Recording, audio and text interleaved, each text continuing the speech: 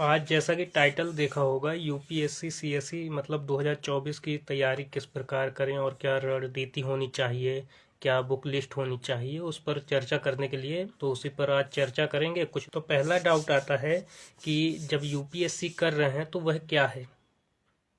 अब हर किसी के मन में तो ख्याल आता है कि यूपीएससी ही करना है, तो ये भी तो पता होना चाहिए ना कि वह क्या है और मतलब उसकी तैयारी कैसे करें और किस प्रकार से उस पर मतलब फोकस करें पूरी तरह। तो यूपीएससी जो है वह संवैधानिक निकाय है और यह कुछ संवैधानिक सेवाएं जो राजपत्रित सेवाएं हैं समूह का खा की उनके लिए यह परीक्षा का आयोजन कराता है। तो यूपीएससी क्या है? संवैधानिक निकाय है जो आर्टिकल 315 में दिया गया है और भाग 14 में शामिल है। तो यह क्या करता है, जो राजपत्रित सेवाएं हैं उनकी जो परीक्षा होती है वो क्या करता है, आयोजित कराता है। इसके साथ इसमें क्या होता है कि परीक्षा का आयोजन कराता है, इसमें एक चेयरपर्सन होता है और कुछ इसमें क्या होते हैं, मेंबर होते हैं। और जैसा कि अभी आप सभी को पता होना चाहिए कि यूपीएससी के जो वर्तमान अध्यक्ष हैं वो कौन हैं, तो वो मनोज सोनी सर हैं जो वर्तमान अध्यक्ष हैं। ठीक, तो फिर लोगों के मन में आता है कि मतलब हम इस परीक्षा में क्यों आए, या यूपीएससी ही क्यों करें और क्यों आए। तो जो होता है क्यों आए कि आप अपने परिवार के लिए कुछ सुविधाएं कर लें, या अच्छा मतलब परिवार को मतलब एक निचले स्तर से थोड़ा ऊंचे स्तर पर उठाएं और मतलब थोड़ा सा वाहवाही हो जाए, तो इसलिए तो। और फिर इसमें क्या होता है कि वेतन सुरक्षा भी होती है कि मतलब वेतन मिलता है और बढ़िया अच्छी ज़िंदगी होती है। और फिर क्या होता है कि जो सरकार की नीतियाँ होती हैं जो सरकार की, वो भी हम लोग क्या करते हैं, जब यूपीएससी एग्ज़ाम क्रैक हो जाता है या इसको पास आउट कर लेते हैं, तो जो सरकार की नीतियाँ होती हैं उसे हम लागू कर लेते हैं। जैसे कभी कभी मन में विचार आता है ना कि अरे हम होते ये तो हम ये कर देते वो कर देते, तो इसके थ्रू आप वो कर सकते हैं। तो इसलिए इस सेवा में आए। तीसरा कि अवसर क्या होने चाहिए या अवसर इसमें कब से मिलने चालू होते हैं। तो जैसा कि ये सभी को पता होगा कि अवसर कब से मिलते हैं।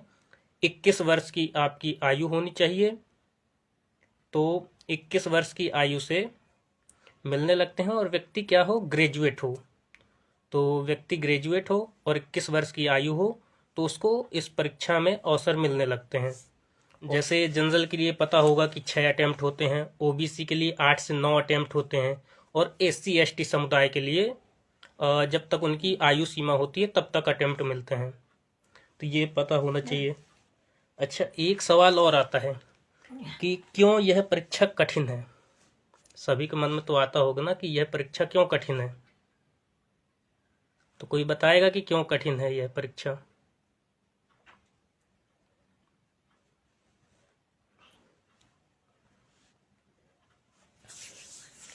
अरे सिंपल सा है भाई कि परीक्षा क्यों कठिन है। क्योंकि पता हो कि पदों की संख्या कम है और उम्मीदवारों की जो संख्या है वो ज़्यादा होती है। पद मान लीजिए 1000-1200 ही आते हैं और जो उम्मीदवार होते हैं 10 लाख प्लस हो जाते हैं, 12 लाख हो जाते हैं, 15 लाख हो जाते हैं। तो क्या है कि पदों की संख्या क्या है, कम है, और जो उम्मीदवार हैं उनकी संख्या ज़्यादा है। तो एक तो ये कारण हो गया कि यह परीक्षा क्यों कठिन है। और दूसरा कारण यह हो गया कि पेपर का जो पैटर्न है वह भी बहुत विस्तार लिए है। जो पेपर का पैटर्न है वह भी विस्तार लिए। जैसे आप सिलेबस देखेंगे तो सिलेबस में ही आपको बहुत सारे मिल जाएंगे कि इस इतिहास में देख लीजिए कि इसके बारे में प्राचीन का बताइए, आधुनिक का बताइए, मध्यकालीन का बताइए। तो इस प्रकार से आपको मिल जाएंगे। तो इसलिए पेपर का जो पैटर्न है वो भी विस्तार लिए है। और दूसरा कारण कि क्या है, पदों की संख्या कम है और उम्मीदवारों की संख्या ज़्यादा है। ठीक। अच्छा, एक सवाल और भी आता है कि कौन लोग ही इसमें आए, कौन लोग ही इस सेवा में आए, बताइए। देखिए, एक होता है कि जो चाहता है कि राष्ट्र की सेवा करना चाहता है। एक होता है जिसका मकसद होता है रुपए कमाना। तो यदि सिर्फ रुपए ही कमाना है तो रुपए कमाने के लिए कोई भी गवर्नमेंट सेवा ज्वाइन कर लो तो उससे रुपए कमाई हो जाए। और जो पूरी तरह से ही राष्ट्र सेवा करना चाहता है या राष्ट्र के हित में मतलब विकास करना चाहता है, वही व्यक्ति इस यूपीएससी वाली सेवा में आए और मतलब कोशिश करे कि चयन हो जाए। जब कोई आएगा तो वो तो यही चाहेगा, जब कोई तैयारी करेगा वो तो यही चाहेगा कि हम चयनित हों। तो इसलिए कौन लोग आए? जो राष्ट्र सेवा करने के लिए आए और राष्ट्रीय स्तर पर सुधार करने के लिए वही लोग आए। ठीक।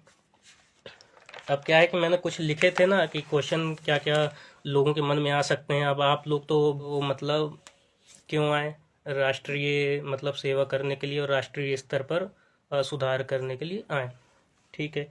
और अवसर तो पता चल गया है कि कब से कब तक मिलता है, कि आपकी आयु 21 वर्ष होनी चाहिए और क्या होना चाहिए? ग्रेजुएट होना चाहिए, चाहे बीए हो, बीएससी हो या कुछ भी हो। तो आप ग्रेजुएट होना चाहिए और 21 वर्ष उम्र होनी चाहिए। जनरल के लिए 6 अटेम्प्ट, ओबीसी के लिए 9 अटेम्प्ट और एससी एसटी समुदाय के लिए जब तक उनकी आयु सीमा है तो वहाँ तक अटेम्प्ट। ठीक है। तो अब यहाँ तक लोग मतलब प्लानिंग बना लेते हैं कि हाँ हमको करना ही है। ठीक। तो लोग बना लेते हैं प्लानिंग कि हाँ हमें यूपीएससी ही करना है या संघ लोक सेवा आयोग में ही जाना है और हम चाहते हैं कि राष्ट्र हित में कुछ सुधार करें और मतलब अपने जो विचार हैं, अपनी जो सरकार की नीतियां हैं उसमें सुधार करके वो उस नीतियों को पेश करें। मतलब लाइन है एक हरिवंश राय बच्चन जी की कि जब नाव जल में छोड़ दी तूफान में ही मोड़ दी, जब नाव जल में छोड़ दी तूफान जल में मोड़ दी, दे दी चुनौती सिंध को फिर धार क्या मझधार क्या। तो मतलब जब संकल्प ही ले लो कि हमें इस एग्ज़ाम को क्वालिफाई करना है और मतलब मन में आ गया है कि अब तो हम इसी एग्ज़ाम के लिए पूरी जी जान लगा देंगे कि जब नाव जल में छोड़ दी तूफान में ही छोड़ दी, दे दी चुनौती सिंध को फिर धार क्या मझधार क्या। ठीक है। तो ये तो मतलब थोड़ी बहुत सामान्य चर्चा थी। अब महत्वपूर्ण पड़ाव जो आते हैं उसके विषय में चर्चा कर लें। तो यहाँ तक तो जो सामान्य चर्चा थी वो तो समझ गए होंगे। ठीक। तो मतलब जो अब महत्वपूर्ण चर्चाएं हैं उस पर कि मतलब आपका परिवेश कैसा हो, या मतलब जैसे आप जिस परिवेश में रहते हैं, जैसे मान लीजिए कि आप प्री निकाल लिए, मेंस निकाल लिए, जब आप इंटरव्यू के लिए जाते हैं तो क्या होता है कि क्वेश्चन अलग से नहीं पूछता है। क्वेश्चन क्या करता है कि जो बोर्ड होता है पूछने वाला क्वेश्चन का, तो वो आपके परिवेश के से ही पूछता है कि मतलब आसपास की जानकारी और मतलब जैसे कोई आसपास में घटनाएं हुई, बताओ कि अच्छा आप इस जिले से हो, इस जगह से हो, तो यहाँ कोई प्रसिद्ध चीज़ बताइए या उससे आप क्या समझते हैं। तो आपका परिवेश है जो आपके आसपास में समाज में है तो उसकी जानकारी होना चाहिए। दूसरा है कि मतलब इसका पाठ्यक्रम। तो सबसे पहले कि मतलब जब आ ही गए हैं तो अब तो करना ही है, तो पाठ्यक्रम को जाने और अपनी योग्यताओं को जाने कि हम ये कर पाएंगे कि नहीं कर पाएंगे। ठीक। तो मतलब कई चीज़ें होती हैं ना कि अब तो हमने मन बना लिया कि हाँ हाँ करना है और पाठ्यक्रम समझा नहीं, बस करना है, तो कैसे होगा काम। तो पहले पाठ्यक्रम को जाने और अपनी योग्यता को जाने और जो परीक्षा का पाठ्यक्रम है उसकी डिमांड को समझें कि वो क्या चाहता है आपसे। ठीक। तो अच्छा, जो परीक्षा का मुख्य उद्देश्य होता है वो क्या होता है कि उम्मीदवार के गहन ज्ञान का एवं उसकी बौद्धिक क्षमता का आकलन करना है। इस परीक्षा के पाठ्यक्रम का या इस परीक्षा का कराने का उद्देश्य, जो बोर्ड इस परीक्षा को कराता है तो उसका मुख्य उद्देश्य होता है कि जो उम्मीदवार है उसके उसके अंदर जो ज्ञान है वो कितना है और उसके बौद्धिक गुण कितने हैं उसका आकलन करने के लिए यह परीक्षा होती है। ठीक है। अब जैसे परीक्षा में नंबर प्रणाली होती है कि मतलब कौन सा पेपर कितने नंबर का है, इसमें कितने पेपर होते हैं और हम कौन से पेपर में कितना मार्क्स लाएं कि हम क्वालिफाई कर जाएं। तो यह चीज़ें होती हैं। तो जैसा कि आपको पता होगा कि प्री में 2 पेपर होते हैं, 200 नंबर के। पहला होता है जीएस और दूसरा होता है सीसेट। जीएस 200 अंक का होता है, जितना ज़्यादा से ज़्यादा आप स्कोर कर पाएँ वो आपके लिए अच्छा है। और जो सी सेट होता है उसमें 33% चाहिए पड़ता है, मतलब 200 का 33% मतलब 66 नंबर क्वालिफाई होता है। और जो जीएस होता है उसमें तो अच्छा स्कोर करें तभी आपका चयन हो सकता है मुख्य परीक्षा के लिए। तो मुख्य परीक्षा में कितने पेपर होते हैं? 9 पेपर होते हैं। अच्छा, एक बात और कि जो मतलब प्री होता है उसमें निगेटिव मार्किंग होती है और बहुविकल्पीय टाइप के क्वेश्चन आते हैं। तो निगेटिव मार्किंग जो होती है वो 1/3 होती है। कितनी होती है? 1/3। ठीक। और जो मेंस के पेपर में 9 पेपर होते हैं। कौन कौन से होते हैं? 2 तो क्वालिफाइंग पेपर होते हैं। अब कौन कौन से क्वालिफाइंग होते हैं? ये 300 नंबर के होते हैं। और इसका आपको 25% मतलब 300 का 75 नंबर आपको चाहिए पड़ता है इस पेपर को क्वालिफाई करने के लिए। 2 पेपर होते हैं क्वालिफाइंग। पहला जो मतलब 8वीं अनुसूची में शामिल राष्ट्रीय भाषाएं हैं उनमें से कोई एक होता है। और जो दूसरा जो आपका माध्यम होता है, जैसे आप हिंदी माध्यम लिए या इंग्लिश माध्यम लिए, तो उस माध्यम से एक प्रश्न पत्र होता है। तो 2 पेपर होते हैं। कौन कौन से? एक तो राज्य की जो मतलब जो राजकीय भाषाएं हैं, जो राष्ट्रीय भाषाएं हैं 8वीं अनुसूची में शामिल हैं, उनमें से कोई एक भाषा का पेपर। और दूसरा जिस माध्यम से आप जा रहे हैं या जिस माध्यम में आपको प्रश्न पत्र चाहिए आने वाले, तो उस माध्यम के 2 पेपर होते हैं क्वालिफाइंग, 300 मार्क्स के। यह क्वालिफाइंग होते हैं, इनके नंबर क्या होता है जो रिजल्ट आता है उसमें नहीं जोड़ते हैं। और इसको इसको क्वालिफाई करने के लिए 25% मार्क्स चाहिए पड़ते हैं। ठीक है, अब आगे बढ़ें। तो जैसे प्रश्न पत्र एक होता है, पहला जो होता है प्रश्न वो निबंध का होता है। कितने अंक का? 250 अंक का जो प्रश्न पत्र होगा निबंध का होगा, 250 अंक का। ठीक है। फिर समान अध्ययन में तो सभी लोग जानते होंगे कि 4 पेपर होते हैं, GS1, GS2, GS3, GS4। तो यह कितने कितने के होते हैं? 250 नंबर के, 250 नंबर के 4 पेपर होते हैं। और यह लिखने वाले होते हैं, लिखित होते हैं, मतलब बहुविकल्पीय टाइप के नहीं होते हैं। तो आपके लिए अच्छा है कि जितना ज़्यादा आप स्कोर करेंगे तो वो आपके लिए अच्छा है। ठीक। और फिर उसके बाद 2 वैकल्पिक पेपर होते हैं, जैसे ऑप्शनल सब्जेक्ट जानते होंगे आप। 2 ऑप्शनल सब्जेक्ट वाले पेपर होते हैं। तो कितने कितने मार्क्स के होते हैं? 250 मार्क्स के होते हैं। मतलब सब्जेक्ट तो एक ही चयन करेंगे आप, लेकिन उसके 2 पेपर होंगे ऑप्शनल में। ऑप्शनल सब्जेक्ट आपको एक ही चयन करना है और जो ऑप्शनल सब्जेक्ट है उसके 2 पेपर होंगे 250 अंक के। तो इस तरह मिलाकर कुल कुल अंक 1750 हो जाएंगे। जो मेंस का पेपर होगा उसमें 1750 अंक हो जाएंगे इस प्रकार। और जो इंटरव्यू होगा वो 275 नंबर का होगा। तो इस तरह टोटल 225 अंक हो जाएंगे जब आप क्वालिफाई करेंगे। और 225 अंक में जितना भी क्वालिफाइंग हो, तो यदि आप क्वालिफाई करते हैं तो आप क्वालिफाई हो जाएंगे। फिर अच्छा, सोर्स जान लीजिए कि मतलब ये तो बातें हो गई कि मतलब क्यों आए और कैसे करें और कितने प्रश्न पत्र होते हैं, क्या होता है।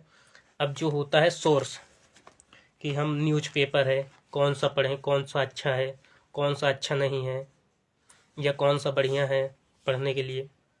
तो जो न्यूज़पेपर है इंग्लिश मीडियम से हैं, तो या तो आप इंडियन एक्सप्रेस पढ़ लें या द हिंदू पढ़ लें, इनसे अच्छा कोई न्यूज़पेपर नहीं है। और जो मतलब हिंदी माध्यम से हैं वो दैनिक जागरण वाले पेपर का उपयोग कर लें, वो भी सफिशियंट है हिंदी माध्यम वालों के लिए। और हाँ, न्यूज़पेपर के साथ साथ न्यूज़पेपर तो पढ़ना ही है, उसके साथ साथ एक पत्रिका भी पढ़नी है जिसे मैगजीन बोलते हैं। या तो आप विजन IAS की या दृष्टि IAS की। अब आपके मन में सवाल आएगा कि यही दोनों में से क्यों पढ़ें, कोई भी एक पढ़नी है तो यही दोनों संस्थाओं की क्यों पढ़ें। तो इसमें क्या होता है कि ये जो संस्थाएं जो मैगजीन बनाती हैं, तो यह 100-150 पेजों में वह महत्वपूर्ण घटनाएं शामिल करती हैं जो मतलब जरूरी होती हैं, पूछी जाती हैं एग्जाम में, वही घटनाएं शामिल होती हैं। तो इसलिए आप इन्हीं दोनों में से प्रेफर मतलब जो भी करना है इन्हीं दोनों में से पत्रिका ले लीजिए यदि आपको लेना हो तो। ठीक है, फिर इसके बाद किताबें प्री और मेंस के लिए कौन कौन सी होनी चाहिए, कि जैसे मतलब किताबें की जानकारी होनी चाहिए ना कि कौन सी पढ़ें जिससे मतलब अच्छा चीज़ें पूछा जाता हो। अब जब हमें चीज़ों का पता होगा, दिशा पता होगी, तभी तो हम उस चीज़ में आगे बढ़ पाएंगे। तो किताबें जो हैं इतिहास के लिए NCERT जो 6 से 12th तक है वो बढ़िया है। अब आप कहोगे कि 6 से 12th तक ही क्यों पढ़ें और उनमें क्या क्या है, तो जो 11th NCERT है 11th क्लास की, उसमें क्या है, वर्ल्ड हिस्ट्री से रिलेटेड पूरा टॉपिक है, विश्व इतिहास की झलक है उसमें। और जो मतलब 9 to 10 मतलब क्लास की NCERT है वह भारत एवं समकालीन विश्व इतिहास से रिलेटेड है।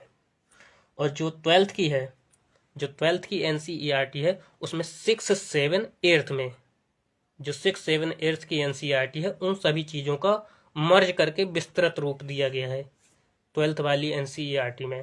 तो इतना समझ गए होंगे कि मतलब हिस्ट्री के लिए जो मतलब प्री और मेंस के लिए कौन कौन सी बुक। अच्छा, अन्य बुक भी आती हैं एक, जैसे हमें बहुत डिटेल में पढ़ना है मेंस के लिए भी पढ़ना है, और जाहिर सी बात है कि जब प्री निकालेंगे तो मेंस भी निकालेंगे। तो प्राचीन भारत के लिए RS शर्मा, मध्यकालीन भारत के लिए सतीश चंद्र, और जो आधुनिक भारत है उसके लिए बिपिन चंद्र और स्पेक्ट्रम। ठीक, तो यदि हिस्ट्री के लिए इतनी ही मतलब बढ़िया है किताबें। ठीक, अब आगे बढ़ें तो आगे के लिए भारतीय समाज एक टॉपिक है, एक मतलब उसके लिए कौन सी बुक पढ़ें। तो भारतीय समाज के लिए NCERT 11th और 12th की पढ़ लें, वही सफिशियंट है।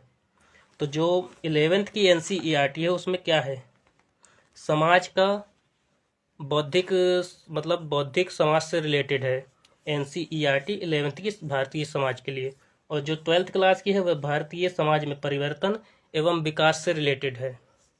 ठीक, अब और इसके लिए फिर आगे है कला और संस्कृति के लिए कौन सी बुक अच्छी रहेगी। कला और संस्कृति के लिए 11th और 12th की NCERT बढ़िया है। उसमें क्या है कि भारतीय कला का परिचय 11th में भाग 1 है और 12th में भाग 2 है। ठीक, जो भारतीय और कला के परिचय के लिए है। और अदर बुक इसकी होती है भारतीय कला संस्कृति की नितिन सिंघानिया सर की, वो भी बढ़िया बुक है। तो यदि आप चाहें तो उसको मतलब प्रेफर है, ले सकते हैं, कोई मतलब वो नहीं है। और भूगोल के लिए 6 to 12th NCERT ही पढ़ें। जब भी आप शुरुआत करें किसी मतलब एग्ज़ाम की तो NCERT ही, किसी एग्ज़ाम की क्या मतलब UPSC की खासकर, तो उसके लिए NCERT ही पहले पढ़ना ज़रूरी होता है। ठीक, तो इतनी सी ही आज की बात थी और उम्मीद करते हैं कि समझ में आया होगा। धन्यवाद।